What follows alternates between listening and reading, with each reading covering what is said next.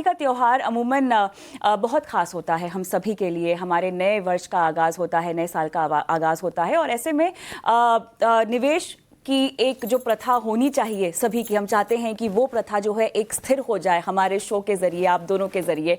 आप लोगों ने अपनी जब पहली निवेश के बारे में जब सोचा, आप दोनों इस पूरी इंडस्ट्री में कई दशकों से हैं, लेकिन जब आपको पैसों की समझ शायद नहीं थी या जब आना शुरू हुई थी, उस वक्त की दिवाली क्या आपको याद है? क्या उस वक्त आपने कभी सोचा था कि अच्छा लक्ष्मी और पैसों का कनेक्शन है तो कुछ शुभ किया जाए? कुछ ऐसा याद है, कोई भीनी याद? नहीं, बचपन में बहुत अर्ली एज में शेयर मार्केट में मुझे इंटरेस्ट आ गया। अच्छा। और मेरे ख्याल में तब शायद अर्ली 80s में 200-300 के आसपास सेंसेक्स रहा होगा। वहाँ से जर्नी देखी है 60,000 की। लेकिन बहुत वर्षों तक ये समझ नहीं आई पावर ऑफ कंपाउंडिंग की। अगर उस समय से अगर उस तरह से नियमित रूप से या अगर डिसिप्लिन मैनर में निवेश किया होता तो शायद रिटर्न कुछ और ही होता। लेकिन ये समझ बहुत बाद में आई जब ये म्यूचुअल फंड इंडस्ट्री में आए और यहाँ पर आकर उसको समझा। और आज हमारे को सौभाग्य है कि आज हम वो चीज़ पूरे देश को समझा पा रहे हैं कि अगर आप स्टार्ट अर्ली, इन्वेस्ट रेगुलरली, तो जो नई जनरेशन भी है, बहुत सालों तक वेट करने की ज़रूरत नहीं है। आज एक जरिया है म्यूचुअल फंड का कि बहुत जल्दी निवेश करके और पैसे को कंपाउंड कर सकते हैं। वो जो पावर ऑफ कंपाउंडिंग वाली जो समझ थी वो बहुत साल लगे। बाजार को देखते रहे, बाजार में रोज़ भाव पढ़ते रहे, उतार चढ़ाव देखते रहे, वॉलेटिलिटी को देखते रहे, लेकिन पैसा जो मैंने आपको बताया सही निवेश लंबा समय और संयम से बनता है, वो समझ आने में बहुत साल लग गए पहले। आपकी भी नहीं याद? मैं चॉल सिस्टम में पैदा हुआ हूँ, वहीं पे बड़ा हुआ हूँ। एंड मेरे पिताजी बचपन में गुजर गए थे, तो हमारी उस समय आर्थिक स्थिति ऐसी नहीं थी कि हम किसी फेस्टिवल को बहुत अच्छी तरह सेलिब्रेट कर सकें। एंड चॉल सिस्टम एक ऐसा सिस्टम है जहाँ पे हर नेबर दूसरे नेबर का दुख दर्द बांटता रहता है।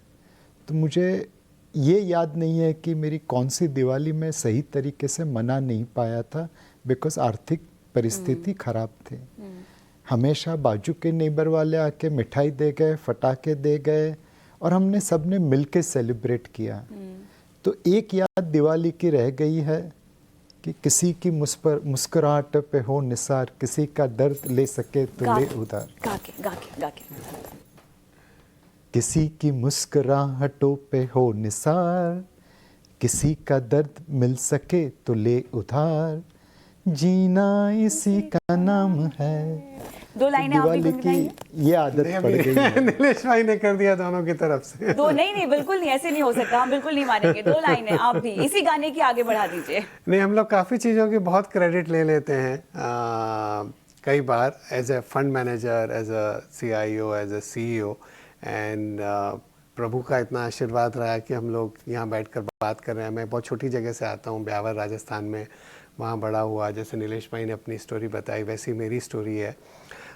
तो लेकिन मेरे को हमेशा लगता है कि हम बहुत क्रेडिट ले लेते हैं। नीलेश भाई तो गोल्ड मेडलिस्ट थे CA में, मेरे 50th रैंक आ गई, लास्ट की रैंक थी। तो एक मार्क कम होता तो शायद हम ये स्टूडियो में आज नहीं बैठे होते। तो एक लक का बड़ा रोल होता है। आप उसको किसी भी रूप में कहिए, उसको प्रभु कहिए, क्या कोई एक बड़ी पावर कहिए, लक कहिए, कुछ भी कहिए। तो मैं दो लाइन यही कहूँगा, मेरा आपकी कृपा से सब काम हो रहा है, करते हो तुम प्रभुवर, मेरा नाम हो रहा है, मेरा आपकी कृपा से सब काम हो रहा है। तो जीवन में कई सारी ऐसी चीज़ें होती है जहाँ पर हम क्रेडिट ले लेते हैं, लेकिन बहुत सारे कोइंसिडेंसेस और एक लक होता है, उसका बहुत बड़ा रोल होता है। चलिए। और बाजार